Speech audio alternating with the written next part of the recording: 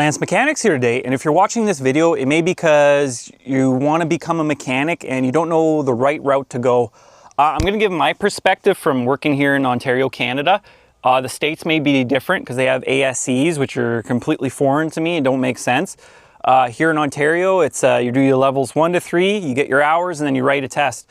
Those levels 1 to 3 are test 2, or if you take a trade school, you get them naturally given to you. Or you can outright challenge the exam at the end of the day if you have enough hours. So let's talk about it and let's go from it there. So for those who are new to the channel, Lance Mechanics, I'm a licensed automotive technician, working on a few other certs there. Former teacher, I got to do that for a little bit. And I have varying opinions, at least in Canada, on which routes to take. A little background about me is I did both. I worked in a garage, there's 3 options. Worked in a garage, did co-op, and then I did trade school. Accelerated my hours, and I got licensed pretty damn quick. I actually started pretty late in the industry. I didn't decide to turn wrenches till I was 25. That's pretty late, but it's never too late to do a career change. There's various ways you can go about it. So for our States friends here, I believe it's a ASE or Automotive Society of Engineers or something like that, where it's non-for-profit and they're trying to bring up the quality of automotive technicians, and I believe they're doing these tests where you're competent or something. Someone will have to correct me in the comments. Whereas here in Canada, it's all based on hours and getting your levels and being able to pass the test. The test is huge. It's not easy. I always hear local fellow Canadians saying, "Oh, I don't need to do no test to tell I'm certified." I'm like, well, yes you do. If you can't pass a simple test, maybe you need to get someone to read it for you to make it easier, but that's basically where we draw the line in the sand. Are you qualified enough to work on vehicles, transports, heavy equipment? You really need to do these tests. So I believe in the state side there, people look down on the ASC certifications, which is mind-boggling to me. It's still something that's saying you're trying, you're knowledgeable, go for it. Get all your ASCs. I'm highly into that. So post in the comments what you think on your opinions on it. So I may have to backtrack here for viewers. Going to trade school and paying bills and doing all this stuff is very difficult. For me, my story was a little different. I had a weekend job at a bar, so money was not an issue. Whereas someone who may do this later in life or as a teenager or coming out of school, you still have to work and you still have to learn. So one route is you try and get into a garage and kind of prove your worth. That's normal in the industry. They may not sign you up as an apprentice in Ontario. That's a whole other story. So they may take you under their wing. They'll start you out on oil changes, tires, basically all the crap work in a dealership or a private garage. And they'll try and test you. And I understand where they're coming from, but it's not right in long term. They may keep these poor apprentices at minimum wage. They're super gung-ho. They want to learn. They want to become a mechanic. But where they keep them for so long is not right. So they may keep these apprentices or technicians or whatever we want to call them, tire loop techs, in that area for years, way too long. It's unfortunate. That's just the way the industry is. And there is a fine line. Like, these kids are eager to learn, but you also want to test them. And so for the general public, the attrition rate in automotive is through the roof. Let's say for every 100 kids that go through a course or try and get into the industry, 1 or 2 might stay. And it's all the industry's fault. It really is. But at the same time, these standards have to be really high because it's not an easy trade. We're underpaid, overqualified in my opinion. Like, the amount of stuff you have to know is like, someone in the comments will post, you got to be every trade under one umbrella. So it's very, very difficult. So when these owners and shops, they kind of stress test this individual kid who wants to become a mechanic, they kind of overdo it, in my opinion, but at the same time, you kind of have to. Again, you may disagree with me in the comments, because if the next step is, once they get off these lube racks, you got to invest a lot of time and money into them, effort. A lot of senior mechanics will chime in the comments saying they've had great kids over the years, but something turned them off. Like, you can have an amazing apprentice and he could just talk back to you the wrong way and you're going to be jaded the rest of the week or year. These kids, they're difficult at times. I remember having classrooms full of like 15 to 20 kids and I'm like, holy cow. One of them may make it in the industry and the other ones are like, I'm like, with their attitude, they're not going to get far. And it's not a generational thing. I gotta check that noise. So back to the point. I don't think it's a generational thing. People just have poor social skills at sometimes, or they just say something that comes across wrong. So you're like, "Urgh." So focus, Lance. So yeah, it's very hard to want to put effort into an apprentice, especially with the way the industry is, because you could put 4 years of your life trying to build the best mechanic, and then one day somebody from Joe Blow's garage or dealership can offer him $2 more, and he leaves. And then all that effort you put into is gone. And you may have been relying on this person to like continue on your legacy, or maybe you had plans down the road to sell in the business to them. That's private garage. Or same thing with the dealer. It's a little different at the dealer because dealers are just revolving doors of technicians.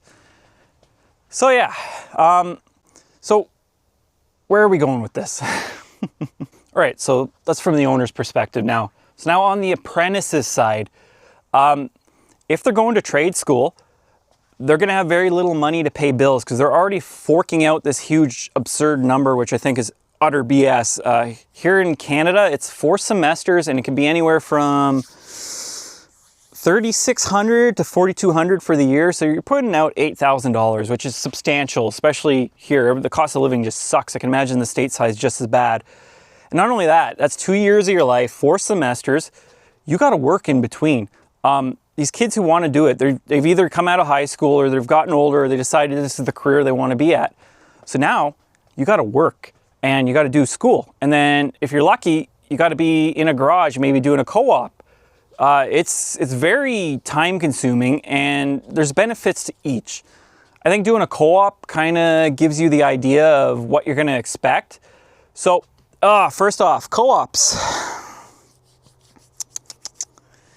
Here in Canada, co-ops are basically free labor for the dealership or the private garage. At least when I did it, they were kind of being subsidized by the college or the course.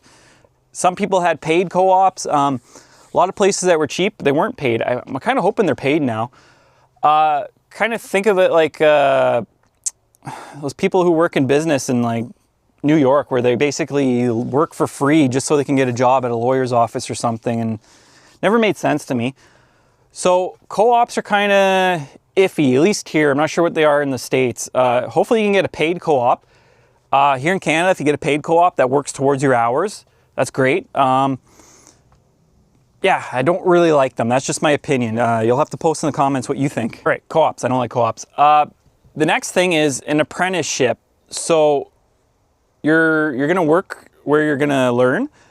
You do have the option to go into trade school. Your employers, at least here in Ontario, absolutely loathe it because they could be losing you for 4 to 6 weeks, maybe even 8 weeks of the year. So in their mind, they're losing profit.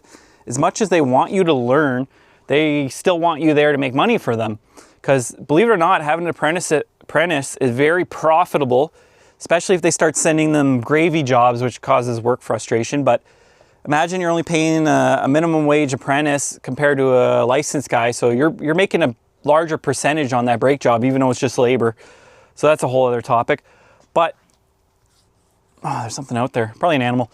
And distractions, Lance. So it's a tough one. I'm going to tell you what I personally think. If you're going to be an automotive technician, do trade school. I'm usually against it because I worked at a trade school and it's a business at the end of the day. But the way the industry is right now is your number, especially if you go to the dealership, it's really hard to get the hands-on training you know. So if you're very good with learning things, trade school will give you the fundamentals, the basics, how to do things properly. And you're going to learn this very quick in the industry. Do as I say, don't do as I do. You're going to see a lot of that in the industry. So trade school is going to give you the hands-on, the fundamentals, how to do electronics diagnostics, torque specs. You're going to do everything by the book until you leave to go work in the real world. There you're going to find out that trade school was kind of a rose-tinted goggle at the end of the day. But you really do need those fundamentals.